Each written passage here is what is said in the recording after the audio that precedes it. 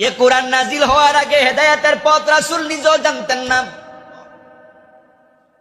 আল্লাহ সূরাতুদ দুহার মাঝে বলছেন ওয়া ওয়াজাদাকা দাল্লান ফাহাদা।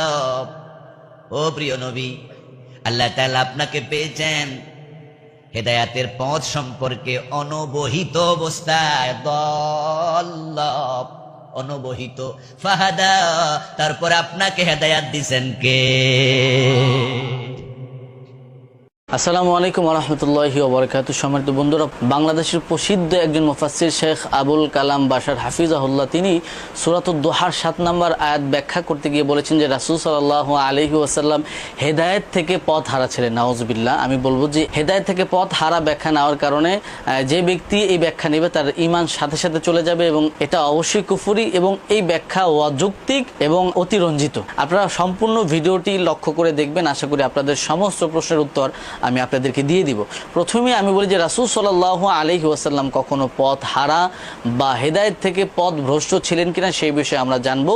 রাব্বুল আলামিন সূরাতুন নাজমে কসম খেয়ে বলেন, অন নাজমি ইদা হাওয়া, রাব্বুল আলামিন কসম খেয়ে বলেন যে মা দল্লা সাহিবুকুম ওয়া মা গাওয়া, তোমাদের যে সাথী অর্থাৎ তোমাদের নবী সাল্লাল্লাহু আলাইহি ওয়াসাল্লাম কখনই পথ হারা ছিলেন না এবং তিনি কখনোই গুমরাহ ছিলেন না। সুবহানাল্লাহ। অর্থাৎ কোরআনুল কারীমে আমরা পেয়ে গেলাম যে নবী সাল্লাল্লাহু আলাইহি ওয়াসাল্লাম কোনোদিন পথ হারা এবং গুমরাহ ছিলেন না। তাহলে দলাল শব্দের অর্থ কি হবে?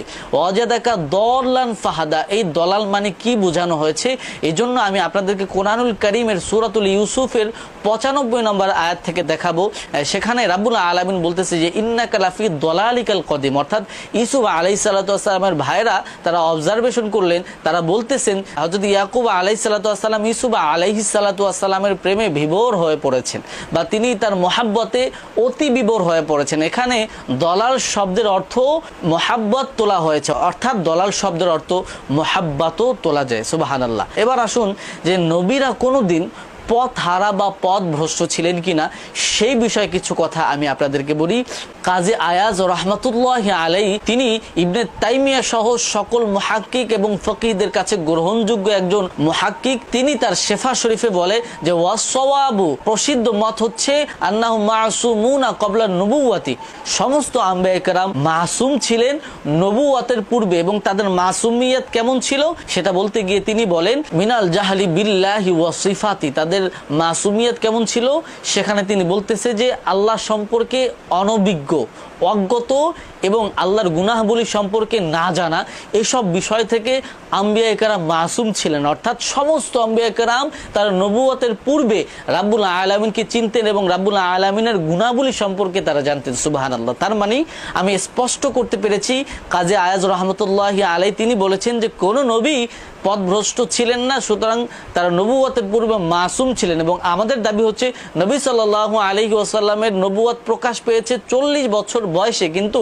তিনি সৃষ্টির প্রথম থেকেই নবী ছিলেন। সুবহানাল্লাহ। এবার আসুন যে দলাল শব্দের অর্থ অনেকেই পথ হারা নিয়েছেন। তাদের পথ হারা নেওয়ার উদ্দেশ্য কি ছিল? যে রাসূল সাল্লাল্লাহু আলাইহি ওয়াসাল্লাম হেদায়েত থেকে পথভ্রষ্ট ছিল?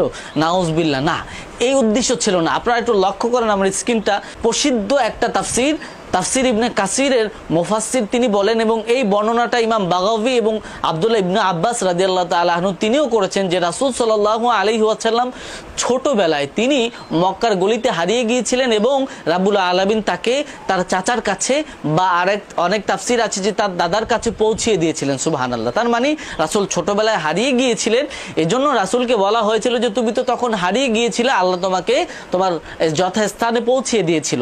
এখানে কোনোভাবেই হেদায়েত থেকে পথ হারা এই অর্থে বলা হয় নাই। আমি আরেকটা তাফসীর থেকে আপনাদেরকে দেখাচ্ছি, আপনারা একটু স্ক্রিনে লক্ষ্য করেন। তাফসীরে আল বাহরুল মুহাইতের গ্রন্থের লেখক তিনি বলে যে দলাল শব্দের অর্থ কোনোভাবেই রাসূল সাল্লাল্লাহু আলাইহি ওয়াসাল্লাম হেদায়েত থেকে পথ হারা ছিলেন এটা নেওয়া যাবে না, কারণ রাসূল সাল্লাল্লাহু আলাইহি ওয়াসাল্লাম মাসুম ছিলেন এবং তিনি হেদায়েতের পথেই ছিলেন এবং তিনি আল্লাহকে চিনতেন, আল্লাহর সিফাত সম্পর্কে এবং আল্লাহর প্রেমে তিনি বিভোর ছিলেন। সুবহানাল্লাহ। সুতরাং আমি আপনাদেরকে বুঝাতে সক্ষম হয়েছি যে নবীগণ কখনই হেদায়েত থেকে বিচ্ছিন্ন ছিলেন না, তারা হেদায়েতের মধ্যে ছিলেন। এবার আসুন যে রাসূল সাল্লাল্লাহু আলাইহি ওয়াসাল্লামকে আমরা কেমন শব্দে ডাকবো বা রাসূলের শানে আমাদের শব্দ চয়ন কেমন হবে সেটা আমার থেকে নয়, রব্বুল আলামিন কোরআনুল কারীমে শিক্ষা দিচ্ছে। রব্বুল আলামিন বলতেছে যে ইয়া আইয়ুহাল্লাযীনা আমানু লা তাকুলু রাঈনা, হে সাহাবায়ে কেরাম তোমরা আমার রাসূলকে রাঈনা বলে ডেকো না। রাঈনা এজন্য সাহাবায়ে কেরাম বলতেন যে রাসূল আপনি আমাদের দিকে মনোযোগ দেন, এজন্য বলতেন। কিন্তু এই রাঈনা শব্দের আরেকটা অর্থ হতো যে বকরি চড়ানো। এই জন্য রাব্বুল আলামিন এই শব্দটাকে অপছন্দ করলেন। তোমরা রাঈনার শব্দের মাধ্যমে আমার রাসূলকে ডেকো না, বরং তোমরা রাসূলকে অকৌলুং জুরনা, তোমরা রাসূলকে বলো যে রাসূল আপনি আমাদের দিকে সুদৃষ্টি দেন বা আমাদের দিকে তাকান।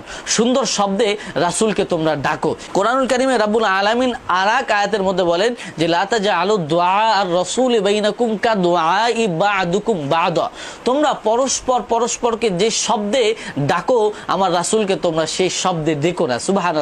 অর্থাৎ রাসূলকে তোমরা তার চাইতে সম্মানিত শব্দে ডাকো, যেন রাসূলের সাথে সেই শব্দটা যায় এবং রাসূল যেন সেই শব্দের মাধ্যমে সম্মানিত থাকে। সুতরাং রাসূল সাল্লাল্লাহু আলাইহি ওয়াসাল্লামের শানে কোনোভাবেই হেদায়েত থেকে পথ হারা এই অর্থ নেওয়া যাবে না। এই অর্থ নেওয়া একেবারেই গুমরাহি। মোহতারাম আবুল কালাম বাশার হাফিজাহুল্লাহ তিনার সাথে ব্যক্তিগতভাবে আমার কোনো দ্বন্দ্ব নেই এবং আমি তাকে খুবই পছন্দ করি এবং তার কিছু গুণাবলী আপনাদেরকে বলি যে তিনি একজন বিনয়ী মানুষ, নম্র এবং উদার মনের মানুষ এবং তিনি সকলকে ভালোবাসেন এবং অন্যকে নিয়ে তিনি কটাক্ষ কম করেন এবং অন্যের নোংরা সমালোচনা তিনি করেন না। সেই দিক থেকে আমি তাকে পছন্দ করি, তবে মানুষ ভুলের ঊর্ধ্বে নয়। এবং মোহতারাম আবুল কালাম বাশার হাফিজাহুল্লাহ সহ অনেকেই এখানে রাসূল সাল্লাল্লাহু আলাইহি ওয়াসাল্লাম নবুয়ত প্রকাশের আগে হেদায়েত থেকে পথ হারা ছিলেন এরকম ব্যাখ্যা করেছেন। অবশ্যই তারা ভুল করেছেন। রাব্বুল আলামিন আমাদেরকে এই ভুল থেকে ফিরে আসার তৌফিক দান করুক এবং রাসূল সাল্লাল্লাহু আলাইহি ওয়াসাল্লামের শানে সুন্দর শব্দ ব্যবহার করার তৌফিক দান করুক। আমার নবী সাল্লাল্লাহু আলাইহি ওয়াসাল্লাম কখনো হেদায়েত থেকে বিচ্ছিন্ন ছিলেন না, তিনি সর্বদা হেদায়েতের মধ্যে ছিলেন।